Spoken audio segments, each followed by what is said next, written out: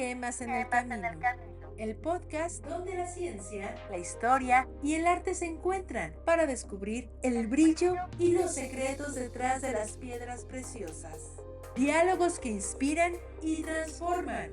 Hola, soy Diane Benoit, gemóloga con más de 45 años de experiencia, disfrutando y explorando el increíble mundo de las gemas y de las joyas. He pasado mi vida estudiándolas, admirándolas y sí, he ido descubriendo sus secretos y dejando que cada una me cuente su historia. Desde el brillo único de un diamante hasta los colores más profundos de un zafiro. Cada gema tiene algo especial y único que ofrecer. ¿Te animas a descubrirlas conmigo? Gemas en el Camino. Hola, soy Diane Benoit. Bienvenidos a este episodio de Gemas en el Camino, donde la ciencia, el arte y la historia se encuentran para contarte los secretos mejor guardados del mundo de las gemas. Antes que el oro se convirtiera en sinónimo de codicia, fue luz. Antes de ser saqueado, fundido y convertido en moneda, fue sagrado. Viajaremos a los templos del sol, a las tumbas de jade, a las montañas que hablan con la tierra y al alma de los pueblos que crearon algunos de los legados más deslumbrantes y más olvidados de nuestra historia. Desde la migración tolteca a Yucatán hasta el esplendor del imperio inca, desde las narigueras ceremoniales hasta las máscaras mortuorias que lloraban esmeraldas. Hoy les presentamos la tercera parte de la trilogía Historia de la joyería en Mesoamérica. En esta serie exploramos cómo era la joyería en las épocas preclásica, clásica y posclásica. En esta ocasión toca el turno al período posclásico. Hoy te invitamos a escuchar lo que aún brilla, lo que aún canta, lo que sobrevive entre el metal, la piedra y la memoria. Bienvenidos a El Oro Perdido, joyas del período posclásico. Historia bajo la lupa.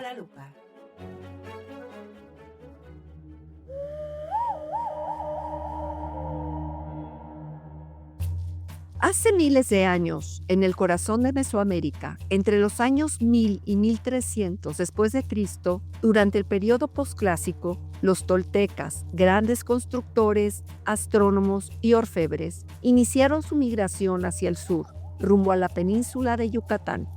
Eventualmente establecieron ahí un reino conjunto con los mayas, el reino tolteca maya.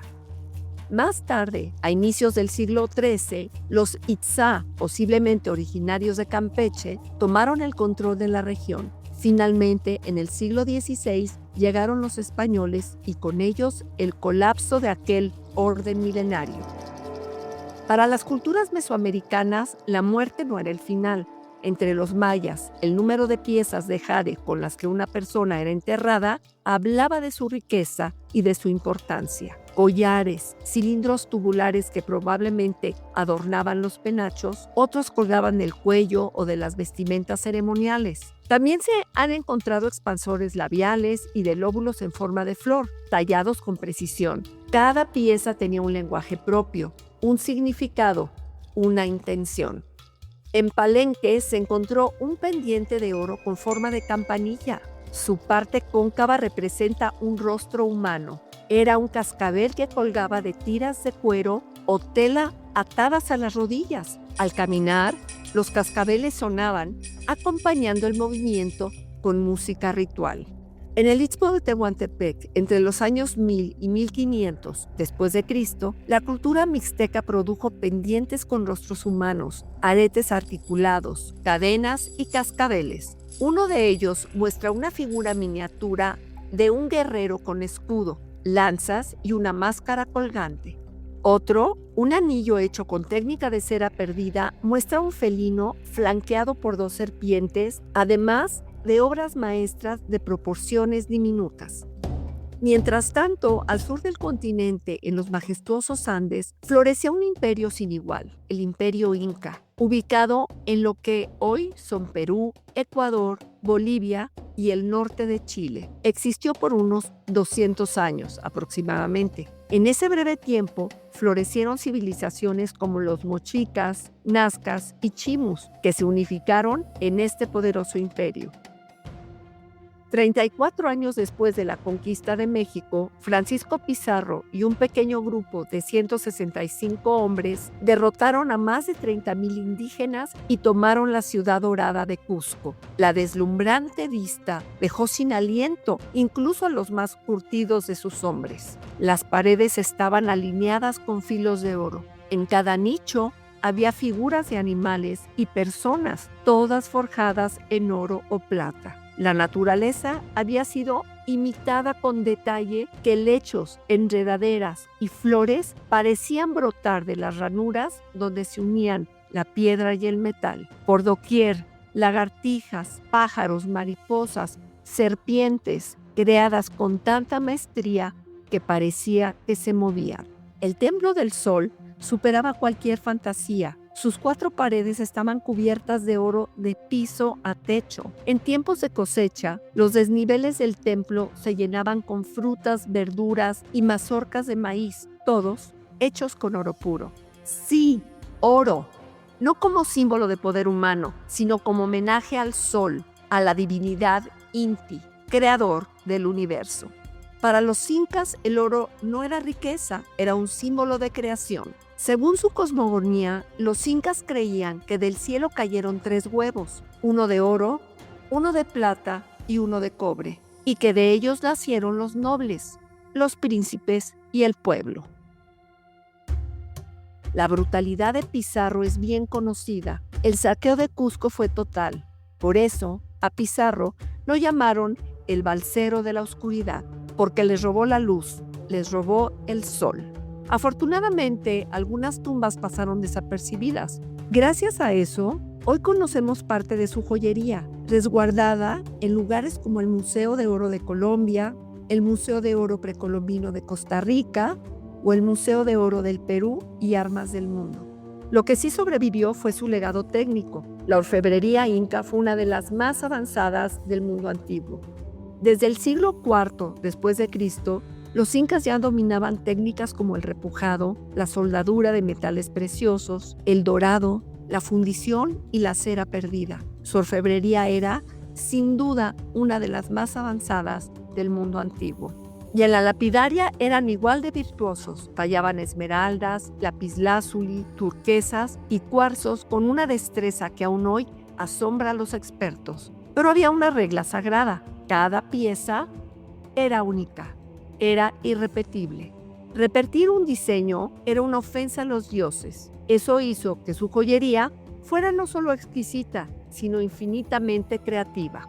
Sus máscaras mortuorias son verdaderas obras maestras, talladas en una sola hoja de metal. Representaban rostros humanos, a veces con ojos y lágrimas de esmeralda y turquesa. Llevaban adornos en la nariz, grandes aretes circulares y collares hechos de piedras preciosas, oro y dijes que colgaban como historias suspendidas. Muchos terminaban en cascabeles, el sonido sagrado de los rituales.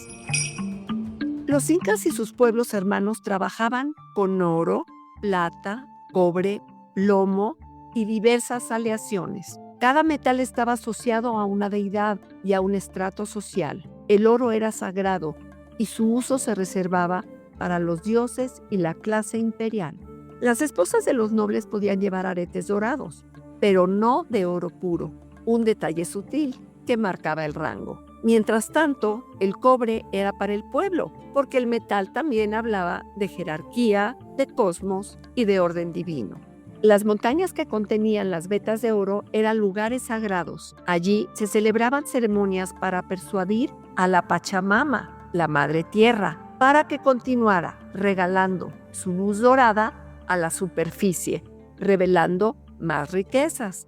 En Ecuador y Colombia el tratamiento del metal fue similar, avanzado, simbólico y refinado. Aunque no alcanzó el nivel de sofisticación de los incas, fue igualmente profundo y espiritual. Hoy, cuando observamos una joya incaica, una máscara funeraria, una nariguera o un collar de jade, no estamos solo ante una pieza arqueológica. Lo que nos queda hoy de todo ese legado son fragmentos, piezas escondidas, historias rescatadas, palabras susurradas entre códices y ruinas. Pero cada joya, cada hoja de metal, cada piedra tallada sigue hablando. Y al escucharla, recordamos que hubo un tiempo en que la belleza era una ofrenda, el oro una oración y la joyería una forma de conversar con los dioses. Desde los cenotes mayas hasta las cumbres andinas, las civilizaciones precolombinas transformaron la joya en símbolo, la piedra en lenguaje, el metal en mito. Aunque muchos de sus tesoros fueron saqueados, su memoria persiste en cada pieza que sobrevive, recordándonos que hubo un tiempo en el que el oro no era mercancía, sino sagrado. Diálogos en Brillante.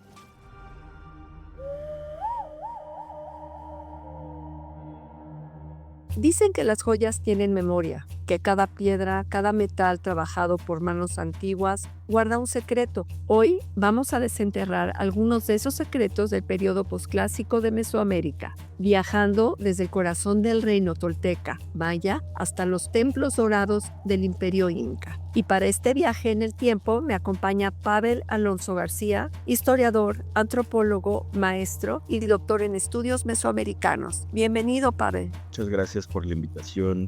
Mil gracias. Bueno, pues empecemos por el principio, Pavel. Mira, ¿cuál es la principal característica del periodo posclásico? Es una pregunta interesante.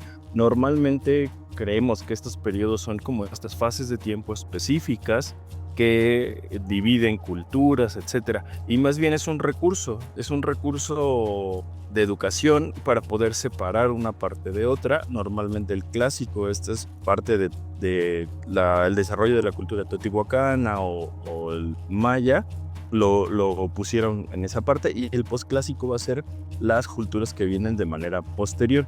Por ejemplo, como mencionabas hace un momento, algunos de los desarrollos de los toltecas, pero específicamente vamos a tener el desarrollo de todo lo que va a ser Tenochtitlan y por supuesto el contacto, la llegada de los españoles. Hijo, qué maravilla. Sí, ya en el momento que llegan los españoles ya cambiamos a otra era, totalmente diferente, ¿no? Platícame, la joyería ocupaba un lugar muy especial, siempre la ha ocupado, pero en este caso no era solo para hablar de belleza, ¿verdad? Sino que era algo mucho más profundo. Sí, definitivamente la parte estética es una parte importante dentro del desarrollo de muchas culturas, y las culturas mesoamericanas no son la excepción, pero tenemos la utilización de la joyería de forma bastante amplia como símbolos de poder. Eso es fundamental, y eso también es compartido con otras culturas del mundo, y entonces vemos a los gobernantes emplumados, sobre todo el arte plumaria es muy importante, y es diferente a otros lugares donde se desarrolla más la orfebrería o la construcción de gemas, etcétera, etcétera. Aquí, por ejemplo, las plumas van a ser algo fundamental, y solo vamos a tener arte plumaria recuperada del periodo posclásico. Entonces eso va a ser muy importante, pero hay evidencias, por ejemplo, en el periodo clásico, como los murales de Bonampak, donde es evidente el uso de este tipo de indumentarias por parte de los gobernantes, y además de ser un símbolo de poder, en ciertos contextos también se vuelve una forma de personificación hacia las deidades mesoamericanas. Entonces, en ese contexto, esa indumentaria compuesta por diferentes formas de joyería van a ser una manera de transformarse o de volverse esos dioses. Claro, o sea que el famosísimo penacho de Moctezuma, ese corresponde al periodo posclásico. Sí, definitivamente el penacho corresponde al periodo posclásico. Moctezuma es parte de la última etapa de la cultura mexica, que hace contacto con los españoles, y entonces sí, definitivamente ese es uno de los ejemplos de plumaria, aunque hay otros, ¿no? Hay unas rodelas o como escudos hechos todos de pluma con unos diseños impresionantes, que incluso hoy en día han sido recuperados por artesanos mexicanos que están utilizando algunas técnicas de plumaria para hacer joyería. En el caso del penacho es muy similar a lo que ocurre con estas imágenes que les decía de Bonampak, donde son plumas muy largas, en ocasiones de quetzal, que rodean a los gobernantes seguramente como símbolo de poder. Wow, qué maravilla. La primera vez que yo vi el penacho en Moctezuma me impresionó, es algo fuera de serie. Cómo vas caminando y va cambiando de color conforme vas avanzando hacia la derecha o a la izquierda, se va convirtiendo en azul o en verde. No, no, no, no, es una cosa de locura. Oye, eso debería de estar en México, ¿verdad? Sí, y es un debate muy, muy grande con respecto al patrimonio, si se regresa, si no se regresa, a quién le pertenece, a quién se entrega, ¿no? Y sí, o sea, y con respecto a los colores, es interesante lo que mencionas, porque ese tipo de plumas, que son tornasol, también son similares a lo de las gemas. O sea, es una gema que le das vuelta y brilla y tiene como cierta interacción con la luz, también ocurre con las plumas. Y desafortunadamente en ocasiones no podemos verlo, digamos, en su esplendor, y son piezas muy, muy raras, porque la conservación de plumas, como los materiales perecederos o que tienen un origen animal o vegetal, es muy complicado, ¿no? No, hay muy, muy pocas piezas de este tipo en el mundo, yo diría. Y también había piezas que hablaban del cosmos, ¿cierto? Como cinturones con glifos, diademas en forma de serpiente emplumada, colgantes con forma de estrella de Venus y características muy, muy a tono que de alguna manera representaban el cosmos. Ellos eran amantes de las estrellas. Platícanos, ¿qué nos puedes decir acerca de eso? Sí, mencionabas con las relaciones cósmicas y mencionabas a la serpiente plumada, me parece un eje muy, muy interesante que también está vinculado al poder, como veíamos hace un momento, pero son piezas que no solo representan el cosmos. O sea, por ejemplo, la piedra del sol es un cosmograma, está relacionado con el tiempo y con el espacio de los mexicas. Y hay un montón de piezas quienes usaban los pectorales están personificando ese cosmos, que normalmente está representado o vinculado con los dioses. Y en el caso de la serpiente plumada, ahora que platicábamos del penacho de Moctezuma, recordaba una serpiente bicéfala que es mexica, que está en el Museo Británico, si no me recuerdo mal, que tiene dos cabezas, toda llena de pedrería, supongo que son jadeitas, profundamente bella, brillante, pero además que no solo tiene que ver, como decías al principio, con la parte estética, tiene que ver con la representación del cosmos y la serpiente vinculada al cosmos y el portador de esa serpiente de dos cabezas como representante o como quien se presenta en este contexto del cosmos. ¡Qué maravilla! Eso me hace pensar en cómo hoy usamos joyas para expresarnos, pero ellos lo hacían para conectarse con el cosmos. Eso es maravilloso. Bueno, hoy en día también, ¿no? Dirigida a toda la cuestión del cosmos, ¿no? Sobre todo muy ayurvédica. Esta joyería de hoy ya no es tanto la clásica joyería que usaban nuestras mamás, sino que ya otra vez está regresando la expresión a través de las joyas. Y bueno, hubo culturas como la mixteca que llevaron todo esto a un nivel de complejidad impresionante, ¿verdad? Por lo que he leído, cuéntanos acerca de eso. Sí, específicamente en la parte de orfebrería, en Mesoamérica hay muy, muy poco. De hecho, se utiliza mucho más como cuestiones lapidarias o, como veíamos hace un momento, la parte plumaria, pero esta zona de la cultura zapoteca y después mixteca, que están en lo que hoy es el estado de Oaxaca, se caracterizó por el trabajo de orfebrería y en particular algunas piezas de oro que han sido recuperadas por los arqueólogos y son muy, muy impresionantes, con toda una cuestión simbólica, con un trabajo exquisito. En particular puedo platicarles un poco de lo que fue la tumba 7 de Monte Albán, descubierta por Alfonso Caso a principios del siglo XX. Y fue un descubrimiento impresionante, además como en esta época donde todavía hay ciertas reminiscencias de los descubrimientos en las tumbas faraónicas, llega este arqueólogo, antropólogo mexicano y descubre un gran, gran, gran tesoro en esta área que está vinculado, como les decía, con las culturas zapoteca y después la mixteca. Y dentro de esos descubrimientos encuentran huesos tallados de una delicadeza impresionante y, como les mencionaba, varios formas de indumentaria de oro, collares, conchas, un pectoral con un rostro como similar a la muerte, y eso se vuelve un descubrimiento impresionante, ¿no? A la par, digamos, como de lo que fue después lo que se recuperó de el cenote sagrado de Chichén Itzá, y es parecido a nivel de descubrimiento con el descubrimiento de la tumba de Pacal, precisamente, ¿no? Y esta indumentaria, la máscara y toda la parte de jadeíta que usa, aunque eso, digamos, pertenecería en esta división temporal de los historiadores, antropólogos y arqueólogos al clásico, ¿no? Que es una época anterior. Pavel, y para nuestros suscriptores y las personas que nos escuchan, es muy bonito escuchar hablar de estas cosas, pero a veces te quedas con las ganas de verlo, ¿no? Y en México, ya que tenemos esos tesoros, sería maravilloso que después de esta trilogía de la cultura mesoamericana, que la verdad está muy interesante y he recibido muy buenos comentarios, ¿en dónde podrían ellos ver partes de estas piezas, de estas colecciones, sobre todo la Mixteca, que es la que estamos hablando ahorita? Yo sé que hay algunas en el Museo de Antropología, pero ¿hay algún otro lugar interesante?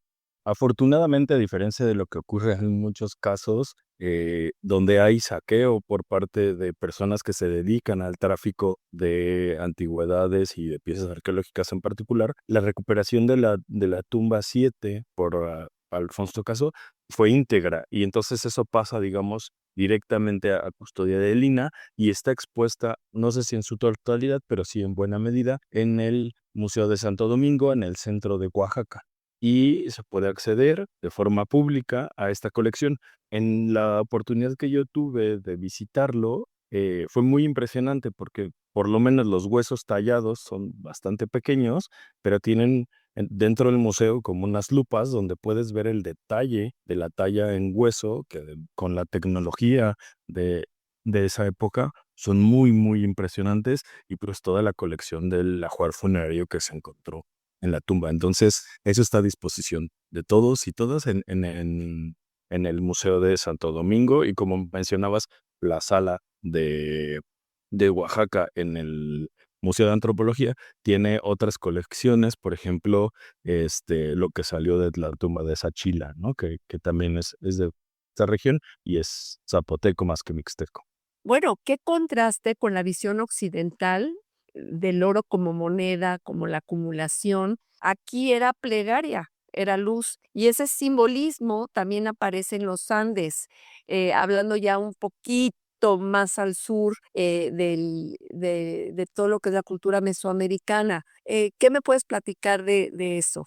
Definitivamente hubo redes de comercio muy, muy importantes y de intercambio social, etcétera, desde la época clásica hasta el posclásico con la región andina. Entonces, también parte de ese intercambio era el intercambio de todos estos bienes o de todos estos enseres de lujo, donde van de un lado a otro, ¿no? O sea, de repente te encuentras un tipo de conchas utilizado eh, en estas indumentarias especiales que proviene de la parte de Colombia, en la zona occidente desde el periodo clásico, ¿no? Y si mal no recuerdo, parte de las cosas de oro que formaron parte, que encontraron en el cenote de Chichén Itzá, provienen de Colombia, Ecuador, del área andina, ¿no?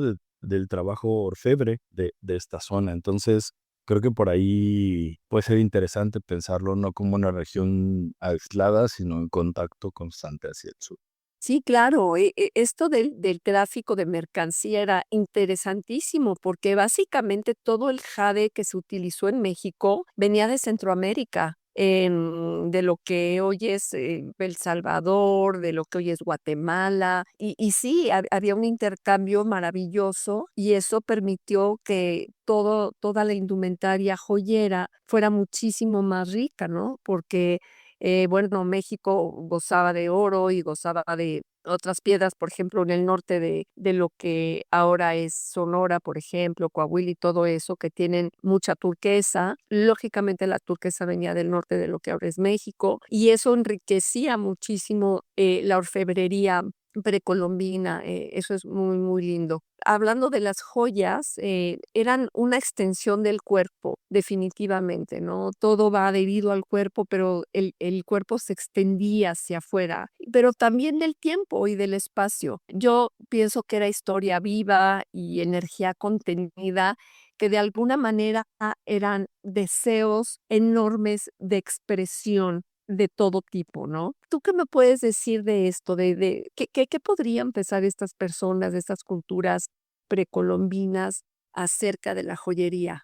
Regresando un momento al otro, también en el caso del trabajo de obsidiana, también se extiende muchísimo desde el Valle de Teotihuacán, donde tienen bastantes minas, y esa obsidiana es identificable hasta Sudamérica, ¿no? O sea, como es muy característica y todos los arqueólogos pueden decir esto proviene de este lugar en particular, como decías tú, de las piedras del norte de México hacia Centroamérica, ¿no? Seguramente parte de la cultura maya. Con respecto a lo otro, creo que al final estos portadores como tienen una característica especial que los realza o los diferencia a nivel social de otros grupos que no tienen acceso a ese tipo de cosas o que no forman parte ya sea de estas élites políticas o de estas élites religiosas que les permiten vincularse con las deidades de una manera diferente, no de una manera indirecta, sino de una manera mucho más directa y relacionada con ciertos elementos, como pueden ser los trabajos en joyería. Fíjate que ahorita que mencionabas la obsidiana, en México tenemos, sobre todo en lo que es actualmente la Ciudad de México y los alrededores como Teotihuacán, yacimientos de obsidiana increíbles. Y existe una obsidiana muy especial, que es una obsidiana que se llama obsidiana arcoíris. Y en uno de los códices que tuve oportunidad una vez de leer, un fragmento hablaba que ellos estaban seguros y ciertos de que un arco iris era el que decía o avisaba en dónde estaban los yacimientos de obsidiana. Por ejemplo, en donde empieza un arco iris y termina, en esa zona podría haber obsidiana arcoíris. Y me encantó la idea. Y es una piedra muy linda. Mucha gente piensa que la obsidiana nada más es negra, que tiene un lustre vítreo, por así decirlo, y que es sumamente filosa. Pero este tipo de obsidiana era muy preciada por ellos porque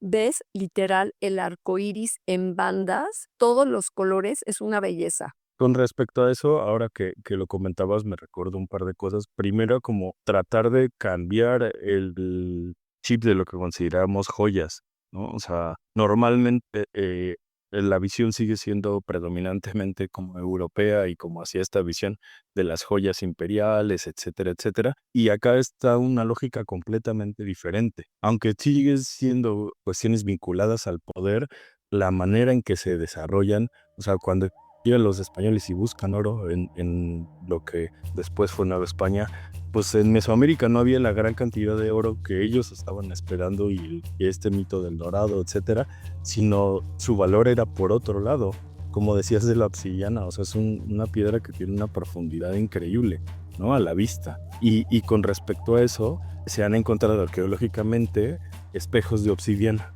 O sea, el desarrollo de una tecnología para hacer espejos a partir de ciertas piedras como la obsidiana, y ese tipo de artefactos están vinculados con la adivinación, ¿no? A partir de la visión del espejo, como un espejo, además no un reflejo exacto, sino un reflejo que se transforma a partir de esa cualidad vítrea, como decías hace un momento, percibe una realidad distinta. O sea, no se busca, como los espejos de hoy, retratar a las personas o que tengan una visión del rostro, sino es una visión distinta. Entonces está desde esa época hasta algunos estudios actuales vinculado dentro de los pueblos indígenas con procesos de adivinación o presagios o visión de otros espacios no humanos. ¡Qué maravilla! Era como le hacían en Europa con las bolas de cristal, ¿no? Las bolas similar de las adivinas. Ay, gracias, Pavel, de verdad, por este viaje entre piedras sagradas y metales que hablan. Hoy descubrimos que la joyería precolombina fue mucho, mucho más que adorno. De verdad, muchas, muchas gracias. Y aunque muchos de esos tesoros fueron saqueados, ¿verdad? Nos recuerda que hubo un tiempo en el que la belleza era una ofrenda y el oro una plegaria al sol. Y nos despedimos con esto, Pavel. Mil gracias. Un fuerte abrazo. Muchas gracias a todos. Gracias nuevamente por la invitación.